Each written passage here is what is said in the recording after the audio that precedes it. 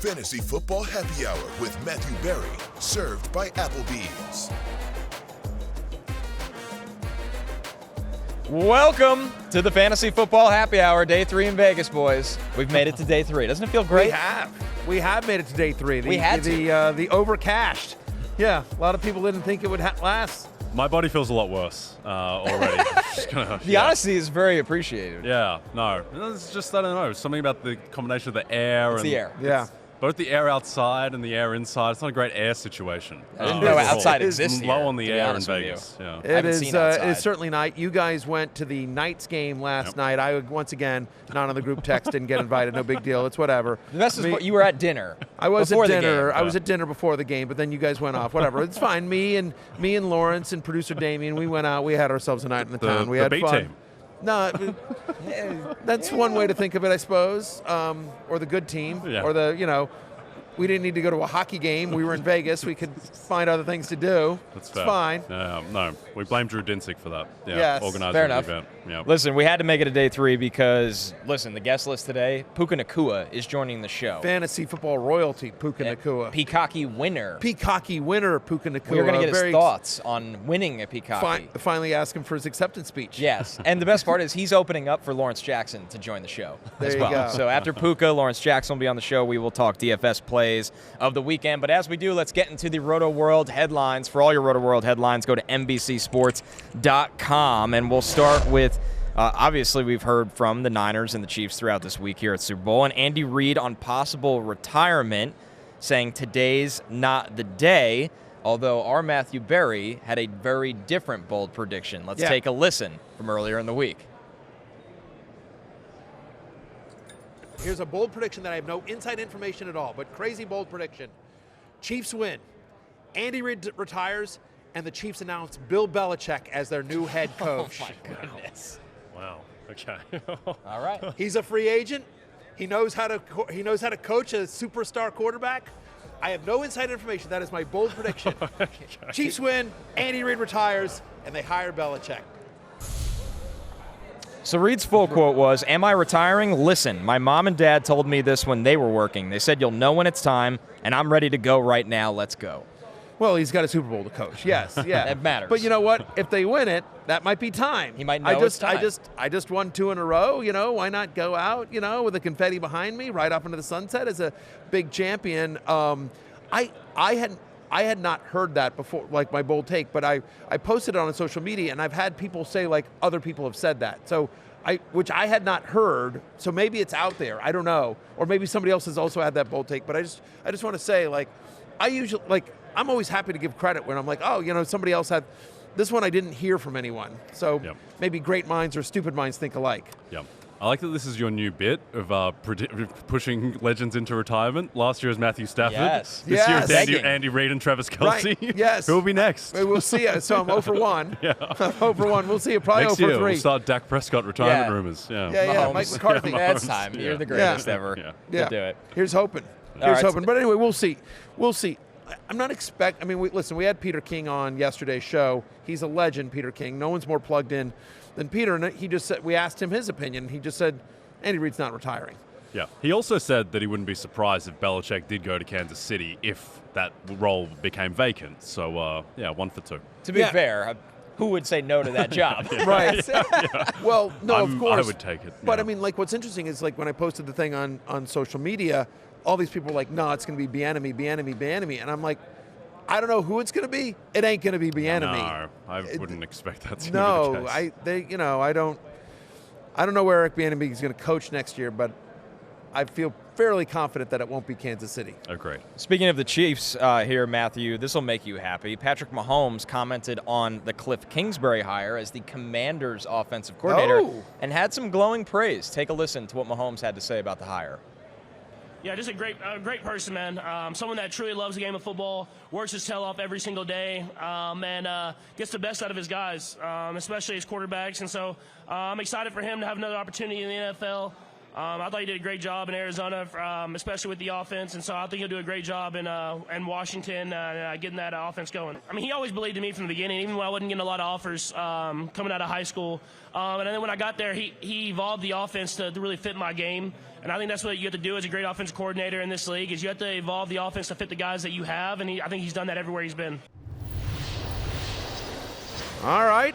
Thank you, Patrick Mahomes. I'll take that. Maybe Kliff Kingsbury, next Chiefs coach. Yeah, well, or maybe Patrick Mahomes, next Commanders quarterback. That's what I took away. That's what I heard. You know, you always hear what you want to hear. But what I heard from that clip was Patrick Mahomes saying, like, as soon as I can get out of Kansas City, I'm going to go to Washington to play for Kliff Kingsbury. Who wouldn't? It's a great situation. Yeah, exactly. Yeah. Andy Reid's going to retire, right? You know, and everything like that. And then Patrick's like, you know, I've done it here in Kansas City. Yeah. Now I need to go with my guy, with Kliff Kingsbury. Yep. You know, sort of like LeBron. You know, LeBron wanted to go back to Cleveland to, you know, win a title for the Cavs after he got the title in Miami. So I could see this. I wants to win a title for Kliff Kingsbury. Yep, no, very similar. Very much like LeBron called his time in Miami like going to college. I would liken it to the same thing here. Patrick Mahomes' time in Kansas City as college for the big dance of the Washington Commanders. Exactly. There you go. Very excited to welcome Patrick Mahomes to our nation's capital. Can you imagine how insufferable you would be if you had a quarterback as good as Patrick Mahomes? No, but I'm going to spend the next, after hearing that quote, I might spend the next part of the show just thinking about that. Put it but in yes, the I would be unbelievable. I mean, you're talking about somebody who brought up Sam Howell ad nauseum. Yes. Imagine if we had Patrick. No, right. Yeah. We talk about my Collingwood Magpies references. The amount of time we devoted to the great Sam Howell this year is unbelievable. But they would cancel. NBC would cancel the show. Is what would happen. Yeah, Rich Gannon very high on Sam Howell though. It's good. Rich Gannon was he fueled the flame for you again. You were already out. You're like, we're drafting a quarterback. You know, I want to see Howell get a fresh start somewhere. Rich Gannon stops by the set. He has nothing but praise for Sam Howell, and you were like, just when I thought I was out. They get me back in. They pulled me back in. Listen, I don't know if Sam Howell's going to stay in Washington or not. I like the kid. I'm rooting for that. I'm going to root for Sam Howell wherever he plays. Like, I think he's a gutty kid that played well this year under very tough circumstances.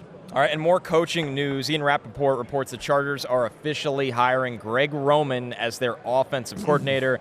Jesse Minter was also announced as the Chargers' new defensive coordinator, who spent 2 seasons as Michigan's DC under Jim Harbaugh. So, Matthew, Harbaugh's staff starting to take shape in the NFL. Right. So, Roman was the offensive coordinator for the 49ers when Jim Harbaugh was the head coach.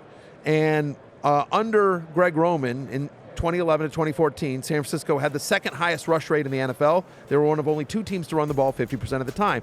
Then, of course, he spent 2 years as the offense coordinator of the Bills, and under Greg Roman, Buffalo had the highest rush rate in the NFL from 2015 to 2016. And then, of course, he went to Baltimore, where he was the offensive coordinator of the Ravens from 2019 to 2022.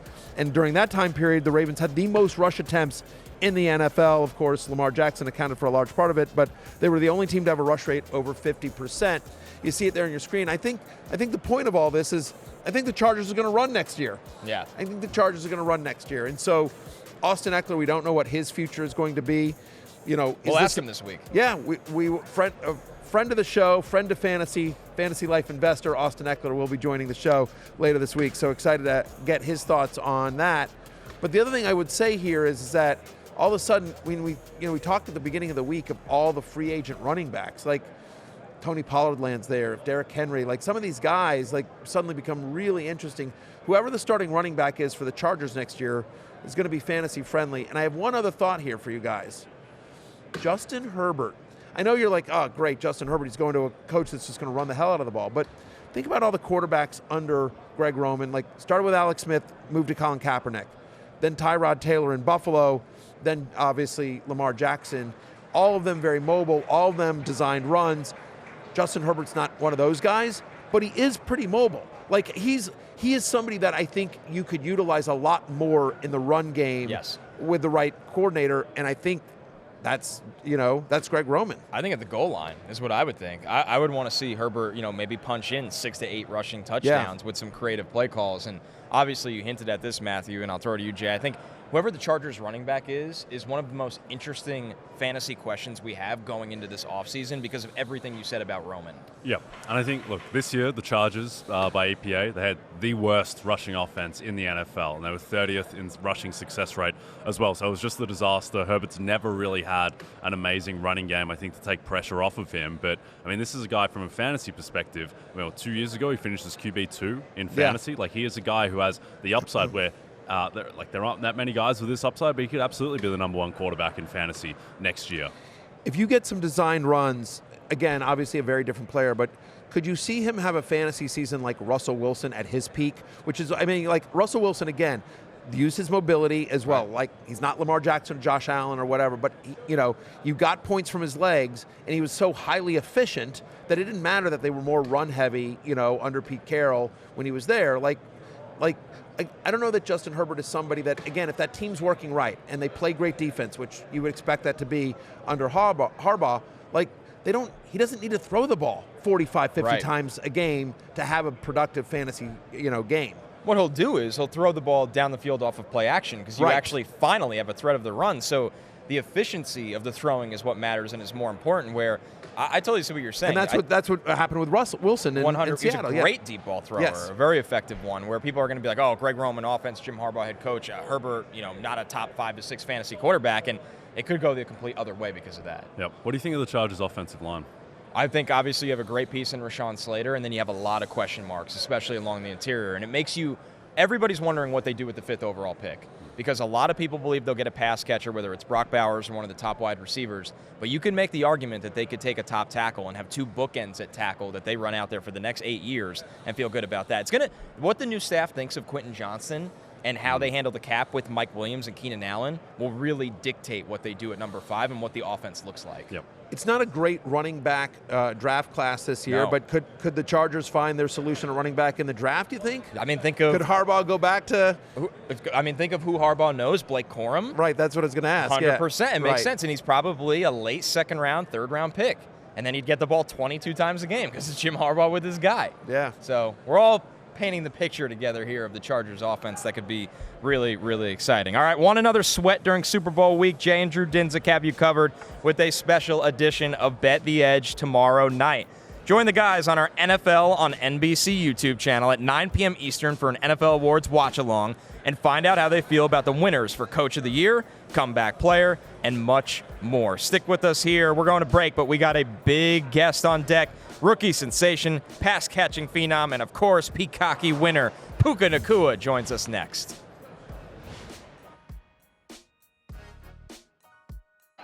Wentz ready, has it, play fakes, throws the dart, caught by Nacua, right side 50.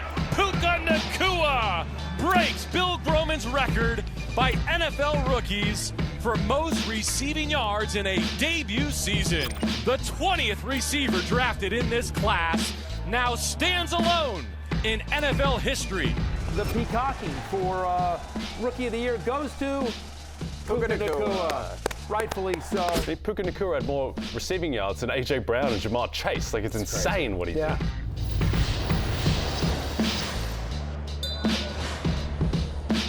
That's right. The legendary Puka Nacua joins the show. As you see, pretty good company with the NFL rookie records for receptions this year. We're 105. For, of course, yards, 1,486. A record that was almost 60 years old. Right. You just saw the record-breaking reception right there. Yeah. And then probably even more important to you, Puka, of course, you winning the prestigious Peacocky Award on our show for Rookie of the Year as well. So, yes, congratulations on both. On a record-setting year in many ways. Yeah. Where does that rank for you on your accomplishments? The trophy's in the mail. We know we didn't send it to you, but you are our Rookie of the Year on the show. That's what I was going to say. I was like, you guys saying I won something and I haven't received anything yet. It got lost in a little bit with FedEx. Yes. It's got to be up there. I got a couple of those Pepsi, those Rookie Showcase belts. I got them all lined up on my wall, so it'll go right next to it. Beautiful. Right, the Peacocky right next to them as well. Puka, we were just saying before the show, so obviously great season with the Rams. You guys had an unbelievable year, but fantasy football-wise, you were our fantasy rookie of the year. You had an unbelievable year statistically, obviously, carried a lot of fantasy football teams to championships as well. How often does that come up in your life? Pretty often. I think it was maybe after the Colts week. I was walking down Whole Foods and I could see somebody trying to like at the end of the aisle, like, hey, we know who that is, and they're like, we picked you up in fantasy earlier after week 2, the wire pickup. Like, we got you. I was like, I don't know what that means, but let's go. That's awesome. Now we were talking just before we got on air about how 99% of the comments are positive about fantasy, as they would be, but you got a negative comment the other day. Yeah, I was shopping over here at Caesars, and this guy comes. He's like, man, you killed me. I'm like, what do you mean? He's like, dude, the other dude had you in the playoffs, and you scored 35 points in the game, and I lost. And I'm like, I don't know how that's bad for me, but I'm sorry that you lost. I was like, you're sorry for being so good at my job. Right, yeah, you're both the hero and the villain right now. It's a weird balance. All right, so we have to ask you obviously won Rookie of the Year from us. Do you feel robbed that your teammate Kyren Williams won Best Waiver Wire Pickup and Breakout Player of the Year? You had to share some hardware with your teammate and Kyren Williams. Oh, no, Kyron's the man, and that's why it's so funny, because they're like, yeah, like either we were, like, people was like the positive stories, like, we either picked you or we went and got your running back, so it's like, we didn't know which one. How do you like it? And I'm like, Kyron's going to ball too, so I was like, you can't be in the wrong place with that guy. So, hey, Puka, I want to ask you this though. Like, let's turn to football to real football for a second. One thing, like in the preseason, we talked about you in the preseason, and what I said was, it's like, he's having a great camp, and I know they really like him. I know, like, I pick up Puka Nacua, like, put him on your bench. We'll see what happens. After Cooper Kupp, Tutu Atwell, Van Jefferson, there's going to be targets available for Matthew Stafford, and so I just know they really like Puka Nacua. But no one saw you having a record-setting year, that having the most receptions and receiving yards by a rookie in NFL history. And my question is like, thinking about your college days at BYU, obviously you were productive, but again, I think if people knew you were going to set the rookie record for receptions and receiving yards, you'd have gone a lot higher in the NFL draft. I was just curious, what happened from BYU to LA? Was it Stafford? Was it McVay? Talk to me about, what key got turned there? Yeah. I think you kind of hit on both of it with Stafford and Coach McVay, and then especially Coop. Like, that seemed like a three-headed monster that was ready for me to be a part of it, and they allowed me to come in and be myself and kind of thrive in their environment, and they helped exceed my learning curve, or excel my learning curve so much faster than I thought it was going to be. And Coop going down and being able to communicate with me and everything that's going on, and then Matthews, one of the best. From the first time I saw him throw routes on air, like, there wasn't a ball that hit the floor, there wasn't a ball that wasn't spinning as perfect as it could. So as a receiver, I'm like, that's something I don't want to drop the ball if he's throwing it that tight every time. I'm like, I'll be mad at myself. I'm like, I'll kick me off the team. But did they unlock something in you? Like, did they do different routes or something like that where you weren't used in college? Like, I'm just curious, like, where they were able to, like, really bring you to the next level. Yeah, I definitely think that they realized that I definitely didn't have no fear. That's something that I play the game with no fear, and running across the middle, especially with some of those guys. It's nice that Fred Warner's a BYU guy, so it made it when we were going into week 2. I was like, Fred. Everybody's like, Fred is one of the best linebackers in the NFL. But I was also like, I know Fred. I know little Fred. I remember when he was wearing number 34 before he was 54. I was like, I remember this guy. So it made some of those things I try to mentally easier to go through.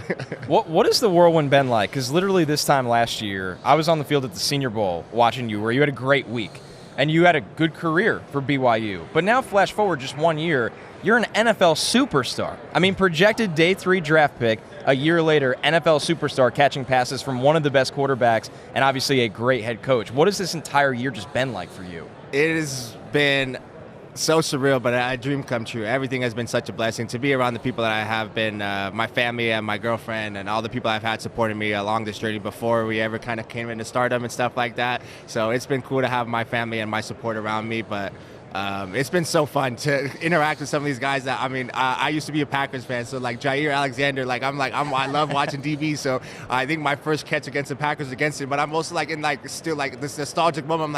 I'm at Lambeau Field, like Jair Alexander's guarding me. I'm like, this is not real. Like, I'm in a video game, but it was so fun. That's absolutely amazing. Yep. I just want to ask you quickly, Pooh, because you have such a unique kind of style in the way that you play. It's not like other players, the way that, you move guys who are hanging on to you.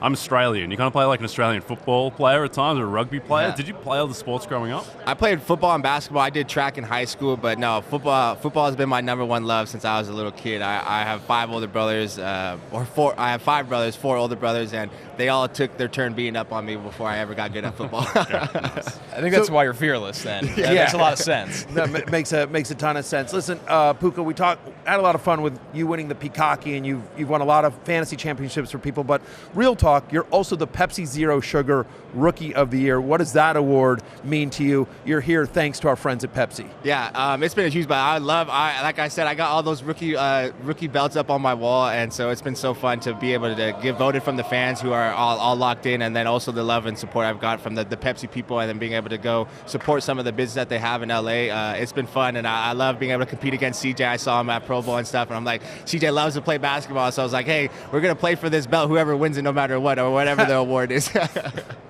You and Cooper Kupp obviously have a great relationship, but just what has that been like, and what, when you think of next season, what you could build on? Because he was, hurt a little bit this year, and that led to you getting to shine, and then we saw you shine together. But just what has it been like learning from him and playing alongside him and thriving alongside him? He's been like the brother I didn't know I had. He's been so fun. We get to joke around. I love playing pig with him. I get him to move around. I know he's been in the league for a little while, so I try to make sure I don't overexhaust all the energy he's got. But I love just we play a little word hunt game, so I feel like I try to sometimes I feel like I'm the little annoying little brother to him, but then also when we get to sit and talk routes and we're talking about leverage and how to double up somebody and how to move and how to understand where the defense goes, it's music to my ears because he has the plethora of knowledge and he's willing to give it all. So it makes learning the game of wide receiver super fun for him. Yeah. So Mike's caught you guys talking about anime earlier in the season. Any progress getting Cooper Kupp on board with that? And also, can you compare maybe any of your teammates to anime characters? I don't know. I think if Coop were to be an anime character, he would be like One Punch Man. Like he's gonna go up and he's gonna have his little bicycle. He's gonna ride around. But then he's also gonna do exactly what you need him to do when it's time. But no progress in Coop watching anime. He was very, very strict on his answers still. All right, last question for you. We gotta ask, what is your favorite Pepsi flavor? Actually, I do love wild cherry. My girlfriend likes the Diet Pepsi, but I'm not on the diet world, so I like the caffeine and all the sugar I can get. I'm a Pepsi Zero Sugar guy. I'm starting to come around on Pepsi Zero. I used to be Diet Pepsi, and now Pepsi Zero Sugar. I'm digging that as well. But yeah, the wild cherry is blowing up. Listen, Puka, it's been such a thrill to have you on the show and to watch your progression last year as well. Like again, NFL superstar, fantasy football superstar. It's great to see what you guys are building in LA, you, Matthew, and Cooper. So continued success next year. We can't wait to see what you guys are going to build on. Thank you so much. Thanks, Puka. All right, the guests keep rolling in. Jalin Hyatt and Kendrick Bourne join the happy hour set right after this break. We'll be live every day this week from Radio Row, but if you miss a minute of it, don't sweat it. Every episode this week of Happy Hour will air during the Super Bowl Sunday Marathon on Peacock. Lock in on the NBC Sports virtual channel from noon to 5 p.m. Eastern to catch up with us before the big game. All right, and stick around as Jalin Hyatt joins the Happy Hour desk, and then following that, Lawrence Jackson will jump on as we talk to Kendrick Bourne as well. All right, welcome into the Fantasy Football Happy Hour set. Connor Rogers, Matthew Berry, and Jalin Hyatt, as you see it right there. Yards per catch last year. Pretty good start to the career. Pretty good start. I didn't even know that. There you go. Jalin Hyatt learning something as well since 2000 as well. So pretty good list of names to be on there, Jalin. So let's start here for a second.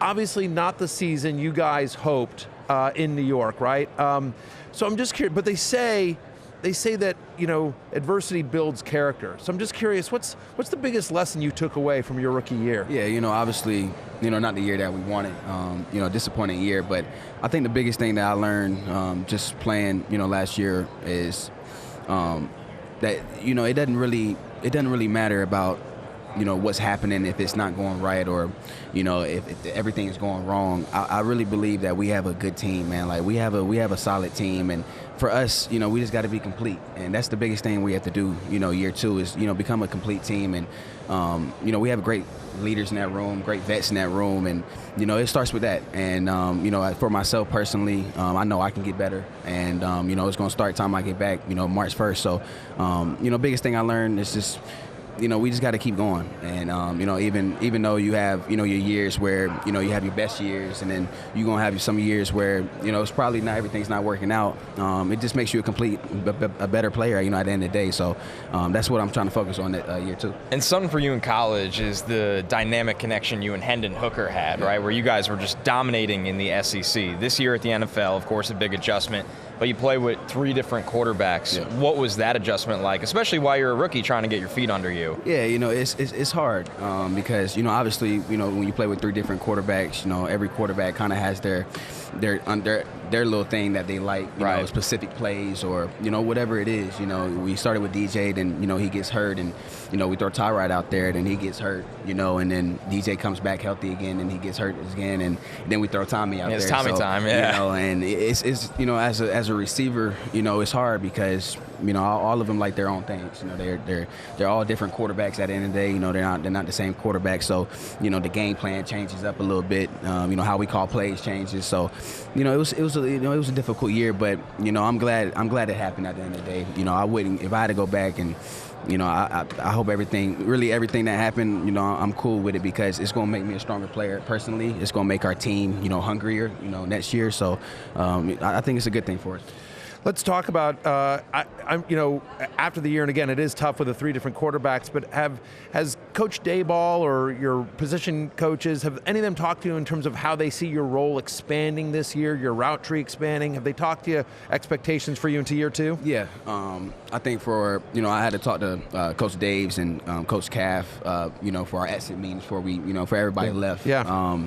And I think, just talking to them, this year they kind of had me more on the outside, kind of playing receiver. And, personally, I wasn't used to that. At Tennessee, I played slot. Yeah. I played slot for 3 years, when I was there. And last time I played outside was in high school. So, when I got here, it was a little adjustment for me. But, throughout the season, they started, kind of putting me in different spots, playing mostly outside. But, some plays, getting the slot, having motion sometimes, in the slot and, have them run some plays there as well. So, for me, they definitely going to have, as far as opportunity, as far as reps, like expanding for sure. And just seeing myself in the slot outside, just moving around, different areas, that's the best thing. So I can't wait for it.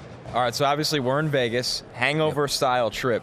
Who is a teammate that is the must invite, and who is somebody that's getting left at home? Maybe they're just not as fun.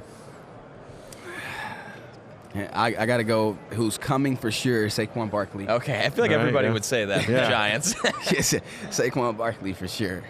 Who's fun, by the way, and also you're getting into every club. It doesn't matter, right? Exactly. There's no waiting in line. Exactly. You're getting in everywhere. I got to go Saquon Barkley for sure, who's coming with me. Who's not coming with me, man. You can say Brian Dable. Maybe it's good to leave Coach at home, not see everything going on in probably, Vegas. Yeah, nobody wants your head coach to come. But I love my head coach. I love Coach Dable. He's a good dude. He's a good dude. We all have respect for him. So if he wanted to come, he can come. Yeah. I'm not sure I see Daniel Jones popping bottles at 3 a.m. at Omni or whatever, but you never know. You never know. You probably won't see that either. Yeah, he's out in Hoboken more often. Yeah. Fair enough. All right. Hey, so Jalin, listen. So I have an 18-year-old son. He is a freshman at Alabama. Okay. And as somebody who had 207 yards and 5 touchdowns for the Vols against Alabama, what's your, obviously you're an SEC legend. I'm just curious, what do you make of Alabama? What do you make of that football program now without Saban? Man, it's completely different, isn't it? I mean, it's crazy. I was kind of surprised. Do you think he retired because he couldn't slow you down? Man, I was surprised. I really thought Coach Saban had at least 5 more years. I thought it was kind of surprising when I seen, when he was leaving. But, it's a different team, different coaching staff over there. Hopefully now, knowing that Saban's gone, hopefully Tennessee wins more games, against them. So hopefully that becomes more of a Tennessee thing since Saban's gone. So, but yeah, different team. When I was there and Saban was there, man, it was the best thing. Big time games, especially when we played at Bama. So I trust me, I missed it, but I love the league though. Oh yeah, it was a ridiculous game. I don't think you'll ever have to buy a meal in Knoxville again. Right. Absolutely, no question about that. Well, certainly the SEC is a lot more wide open with Saban gone. So listen, Jalin, being born with the last name Hyatt and NIL deals making being able to happen, no-brainer. Jalin Hyatt working with Hyatt Hotels made too much sense not to happen. The world of Hyatt. The world of Hyatt as well. Yeah. And you're back again. Talk to me about your partnership with Hyatt. Yeah, it was a partnership that started as an NIL my junior year in college, and now it's more of a partnership. Going on to the league. And really, even though it has the same, we have the same last names, but it really wasn't because of that. I think it really is because, what we value. And, that's families, that's relationships. And, I think Hyatt, just the word of Hyatt, what they're doing with their partnerships and memberships and, upgrades you can get when you, decide to join their program and, become a rewards member. It's a lot of things that you can do with the World of Hyatt, and not only that, it's Hyatts everywhere across the country. That's the best thing about it, when you want to go on vacation. And not only that, I'm going to be going on vacation, going to Mexico, with my family. We've never been out the country before, so Hyatt's providing. So it'll be fun to go out there and, just experience it, with my family and, experience a resort, out in Mexico. And but as far as partnership, though, it's just values, relationships and families. I think that's the biggest thing that, we both have and, have in common. And the reason why, we really wanted to, have that partnership. New York Giants wide receiver Jalin Hyatt, we appreciate you stopping by, man. We can't wait to see what you do in year two. Thank you. Yeah, continued success to you, my friend. Sir. Thank you. 7-year NFL veteran, fantasy football waiver darling, Kendrick Bourne joining us now as well. Had a nice season when you weren't hurt last year. Tough year as well. But, when you were out there, you were producing plays, which is not something we could say about a ton of the Patriots. Tough year in New England for you guys. Question for you, though. They say that adversity builds character, Kendrick. So I'm just curious, what's the biggest lesson you took away from last season? Yeah, I like the adversity part, man. I always try to take things that I've went through or whatever in life and football and see how I can get better from it and turn it around. So just the year in itself was rough. Obviously, being hurt is rough. So rehabbing, getting right, but just going out there working hard, man, and making a play. So having my body be prepared so that I can make plays. Like you said, I was able to make plays with not such a good year or things going well. So just doing my part, man, of rehabbing, doing the right things on the field. Even before I was hurt, just doing prehab, doing stuff that'll make my body go, man. So in the weight room, all the little things, man, just detailed so that I can play good games. And I was doing good. So we'll see what the future holds. Now, and you're still doing that rehab out here in Vegas, too. Yeah, still working, man. Obviously, my knee. And so I've been doing rehab as I'm doing Radio Row and doing all this media stuff, still working to get back, man, to where I was at before I got hurt, because I feel like I was at my best. Yeah, it was when you were out there, it was clear that you and Mac and even Bailey, you guys had a connection. They were constantly looking for you, and the passing offense ran through you. Yes.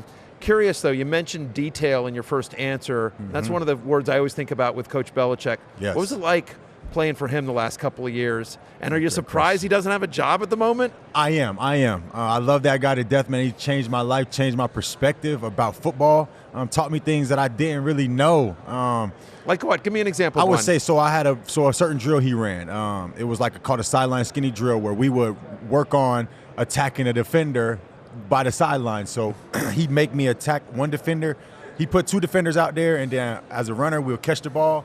And the sideline's right here, and there'll be two defenders, maybe one sometimes, and then we'll attack him straight at him and then make the cut. So it'll either go straight at him, and then whatever leverage he holds, I go away from. Right. And I've never done anything like that. So he taught me how to run with the football better, something I've never learned. So I never did it in college. I never did it in San Francisco.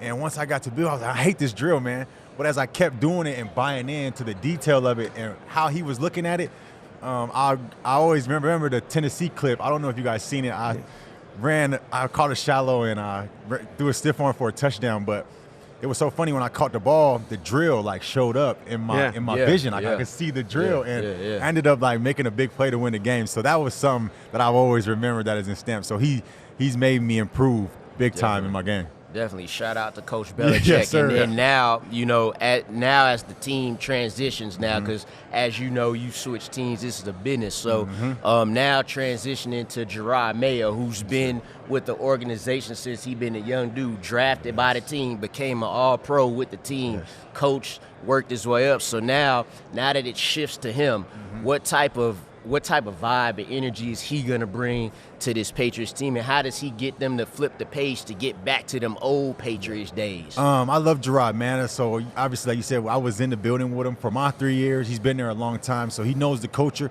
I think he's going to bring a balance of that swag and that vibe, like you just said. So those specific words, I think it's a young culture, man, in this league and day and age.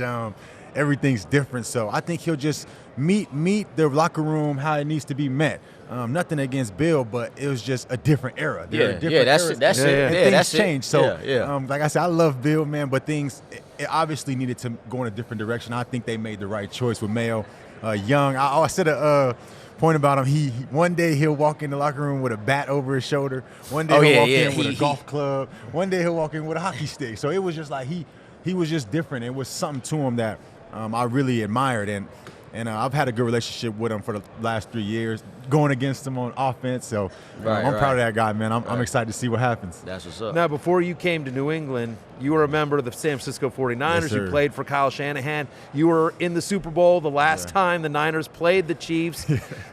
Talk to me about what you see from your former teammates, your former coach, and how you're looking at this game on Sunday. It's funny. I was in that era of, kind of that rebuild when Kyle first got there. I was a rookie with him, so shout out to him. Appreciate him for giving me an opportunity. And, we grew as a team. I just remember those years. And then year 3, I think we went 2019.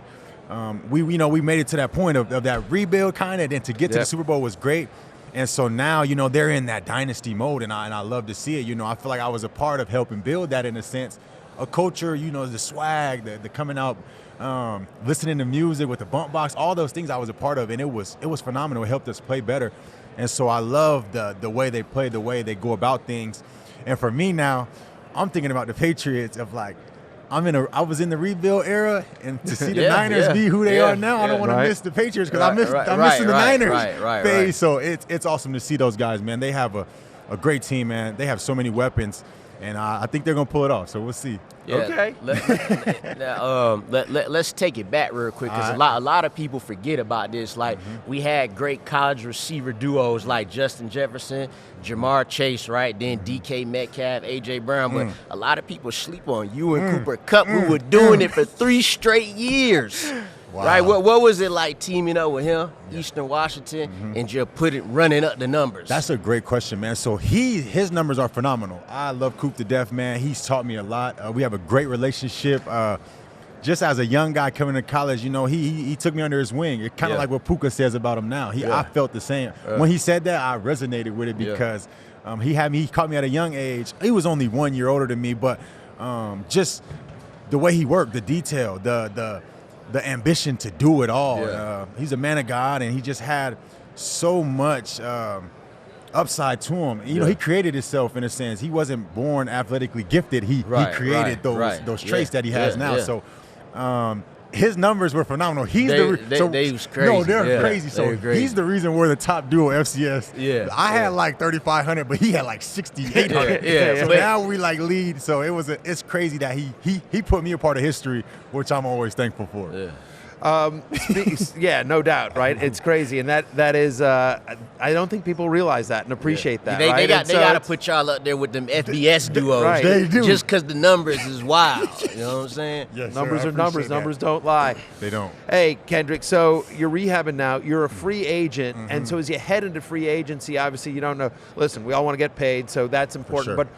But in addition to the money, what's most important for you? Is it quarterback? Is it coach? Is it scheme fit? Like, as you approach free agency and you're talking to teams, what's important for you in terms of where you land, whether it's back in New England or somewhere else? Yeah. The money is good, of course. Like Jalin Hyatt said, championships are better, so I want to win. I want the whole bundle of it. I want to win. I want to get paid. I want to help my team grow. I want to help my teammates be better. Man, just being a leader. You know what I mean? I want to go somewhere where I can help change the culture and have guys, know that this is trying to be built into something big. Every person that comes through here becomes better. So wherever it may be, man, I just want to be a part of something great.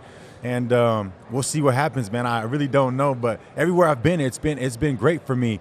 Just being the person I am. So just trying to keep the same charisma and energy that I bring, I think it works out for me well. So just going to a place where I can win and have that full bundle in a sense. Yeah. It doesn't usually happen like that, but you go through losing, you certain things. That's the dream, right? Exactly. Well, Kendrick, since we out here in Las Vegas, right? You mentioned how you still get into your rehab, but it is Las Vegas, right? So if you out on the town, you out in these streets like that, who's a teammate you bringing with you, and who's one that you just got to leave behind?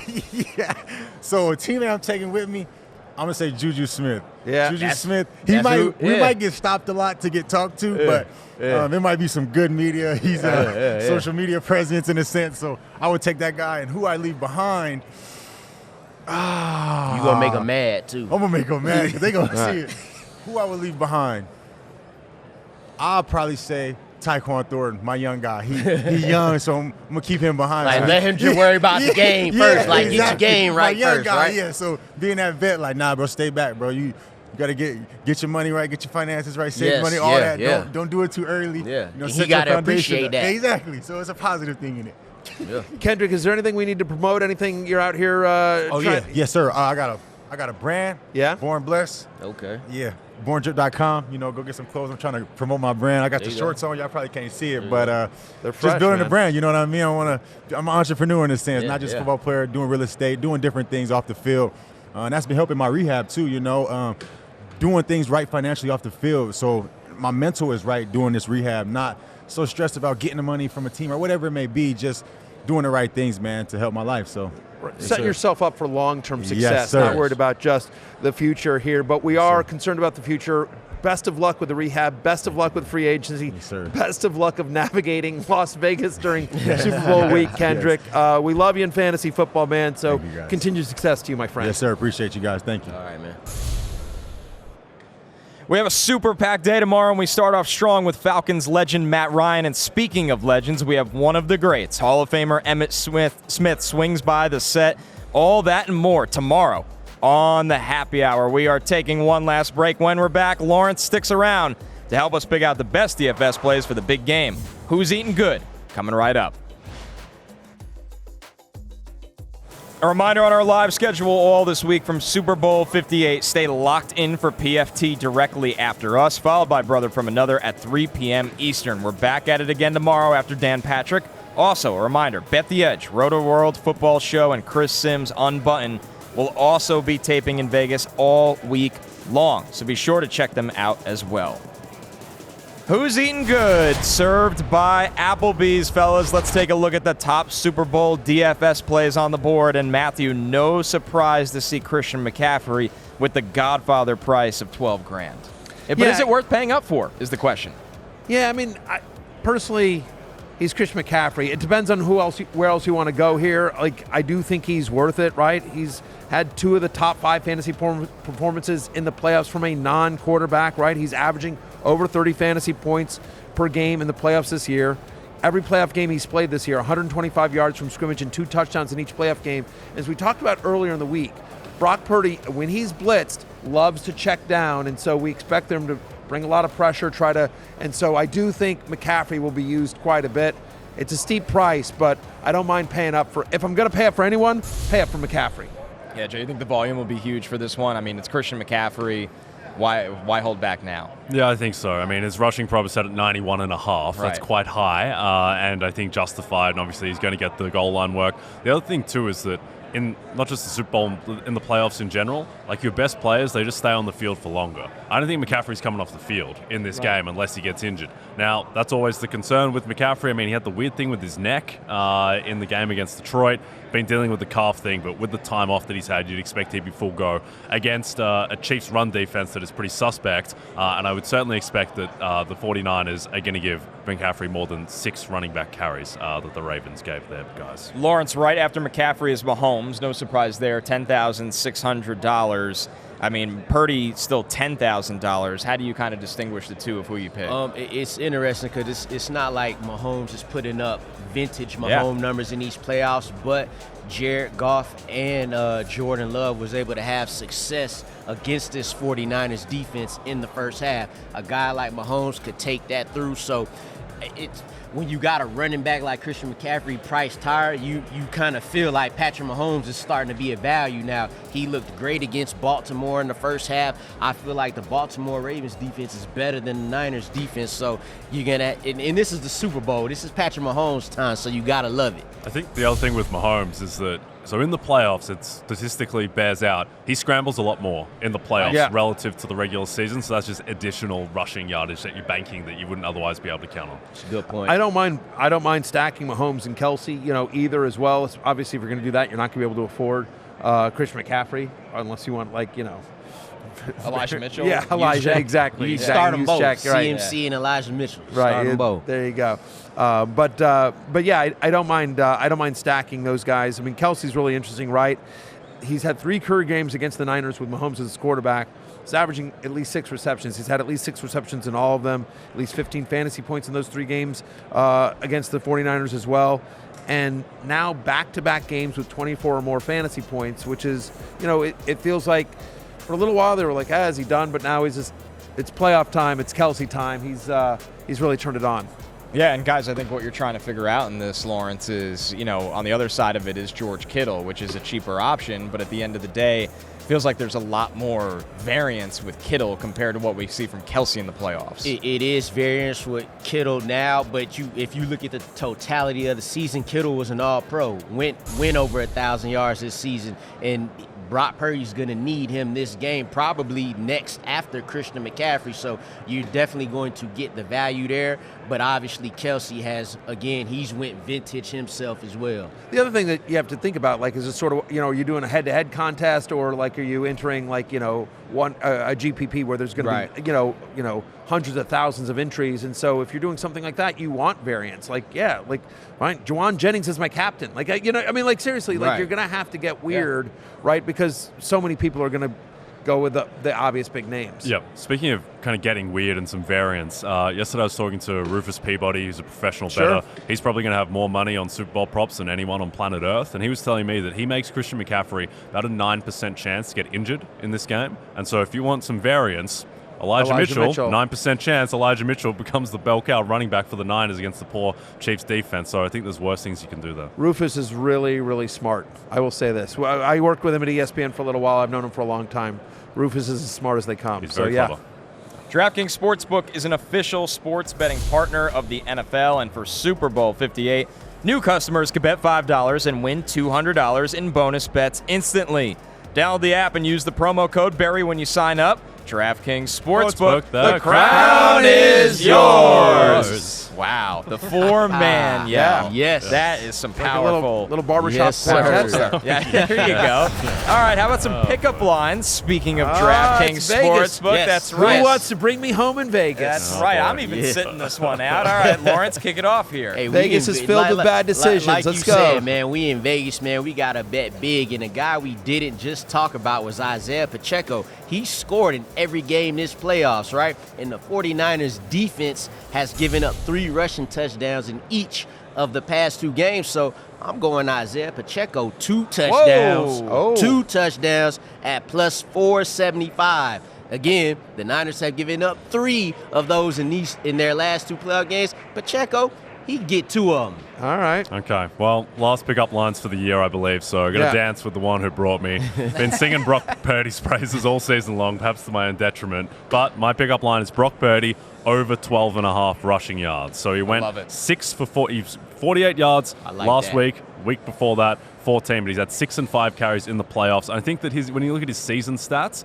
it's not very impressive for his scrambling. He just hasn't needed to throw because they've been destroying teams. In the 3-game losing streak the Niners had earlier in the season, 6, 5, and 3 carries from Purdy. And also another thing that, if you think Purdy's going to be nervous in this game, which I think is probably a reasonable expectation, some of his scrambles against the Lions in particular, he was looking at open guys and taking off. I think that was nerves. I think that he will take off against Spags' blitzers.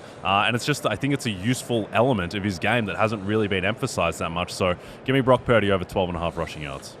Both really good bets. I will say this. I think Lawrence, if you hadn't gotten greedy, and if you just said Pacheco anytime touchdown. It's negative, though. You know I don't do negative. I don't do minus. You are plus money Lawrence Jackson as well. I get it. I like the bet. I actually like the bet. I'm going to place the bet, but I'm going home with Jay. we had magic in Buffalo. We're going to have magic in Vegas. Yes. You've successfully picked me up. I agree with that. I do think they will try to blitz. I think Spagnuolo is going to really try to blitz Purdy and try to bring him off his game, and there'll be some scrambles there. So 12.5 is a little higher, but right to your point, we saw it last week. Give me Brock Purdy over 12.5. That's the. But I'm going to bet both those bets. I do like both of them. Pickup lines has been insanely successful all year long. We got to get a percentage. We really need to tally these. that up. Yeah, we need to tally this up. This would be good marketing material for the show. Ones too. We'd be hitting at 75%. It's been unreal, and Lawrence especially with a lot of your plus money bets have come through in big money, ways. Baby. Plus money, yeah. So both those ones are good. You have a bet that you like for the Super Bowl? I was on Purdy rushing. I actually might look at the alt line when it goes to it. Yeah. So 12.5 is where it is. It's starting to move to about minus 125, minus 130. 40 plus? Let's get weird. That would be wild. How about 20 plus? You go 20 plus, get it at plus money, take a page out of Lawrence's playbook. Yeah. I really, really like that. I wonder where Pacheco's attempts are going to land at, too. It's like 16.5. I would go over that immediately. Yeah. I mean, they are just leaning on him. This is a Chiefs team that is, their identity is different. They are a power, run-heavy team. Yeah. Tooney probably being out, that makes you a little nervous, but I don't think they get away from their identity. They didn't get away from it against the Ravens. They didn't care. Isiah Pacheco didn't have a high yards per carry. At one point, he had 16 carries for 47 yards. So, they're going to run the ball. They have to. Yep. Little bonus one as well. If you like the Chiefs in the Super Bowl, which you two do. Do you like yes, the Chiefs? yes, I do. I'm riding with the Niners. Probably They're 2-point favorites. When I tell people I like the Niners, it's like I'm taking the Jags to beat the Chiefs in the Super Bowl. It's like they're the Niners. They're the 2-point favorites for a reason. But if you do like the Chiefs, I would prefer to bet them at plus money to win the first half. So think about how good their scripted offense looked against Baltimore, how shaky the Niners have looked in the first halves of both of their playoff games. So that would be my look. If you want to bet the Chiefs, I would prefer to take them in the first half. Yeah, that was my first bet when we did opening lines. Yep. I like Chiefs that. first half money line is still I like that good one money. as well. Good money. We got a loaded day tomorrow, guys. Dude. Loaded ridiculous day tomorrow. We're going to talk Matthew's to in trouble. You need. I know. You'll be good. We'll see. No Well, we have worries. plans tonight. We have big plans tonight, so We you do. guys will have to keep me under keep you in wraps. line. Yeah, all of us as well. So that'll be fun. We'll save that story for tomorrow morning. But, it's good. we'll tell Matt Ryan. Yeah. Matthew's Sure, on Matt Ryan. The GOAT, Matt Ryan. there you go. So for the first time, you'll be on this set with a better Matthews. How do you feel about that? Not sure I agree with it, but it depends on, he is a pretty good broadcaster. He's a better quarterback. You're a better fantasy analyst. Exactly. Probably. But broadcaster, he's probably better than me as well. That's the thing. It's just literally whatever. No, I'm looking forward to it. You've started to throw with a bit more heat in Las Vegas. Made the Dan Harron comparison earlier. Now you're creeping up more to Joel Zamaya. Yeah, I appreciate that. Appreciate that very much. But Emmitt Smith, I can just yell at him for all the years Crosby? he killed my Washington football team as well. Crosby. Max Crosby, that'll be fun. It's a big that'll one. Be, I didn't even know that'll be about great. that one. That'll be we're very interviewing good. him. Get Hey, questions I should ready. be promoting that. It's closing time. You don't have to go home, but you can't Who stay writes here. these? Thank you, Jalin Hyatt, Kendrick Bourne, Puka Nacua, Peacocky winner, Lawrence Jackson, Connor Rogers, Jay Croucher. I'm Matthew Berry. We will see you tomorrow live from Las Vegas. Peace out.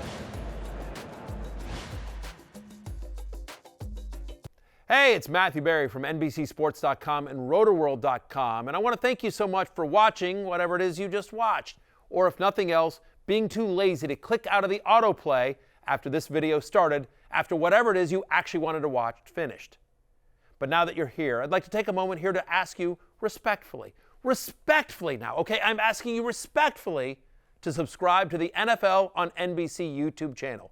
You'll get the latest Rotoworld fantasy news headlines, all sorts of great shows, including my own Fantasy Football Happy Hour. So go subscribe now. Again, I'm asking respectfully.